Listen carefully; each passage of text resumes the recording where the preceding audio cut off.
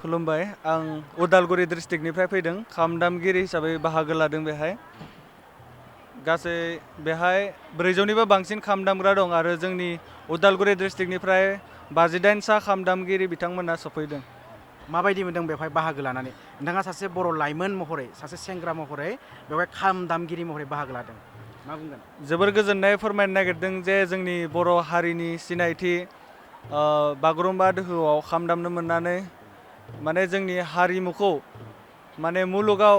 माने जोंनि हारि महरै सिनायथि होनो मोननानै जोबोर गोजोननाय मोनदों 17 जानुवारि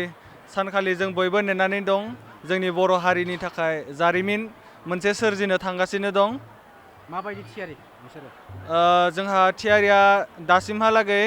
80% जाबाय आरो लोगोसे नोंथांमोना बेवहाय थानाय जानायनि माबाफोर उसुबिदा मोनदों नामा लोगोसे दमासिखौ नेवसिनानै नोंसोर बेवहाय बाहागो लागासिनो दं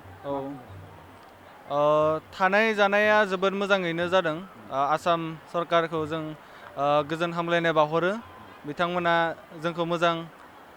जोथोन लागासिनो दं आरो मागो दमासि फोरबोनि गासैनिसिमबो गोजोन हामलायनाय बावहरबाय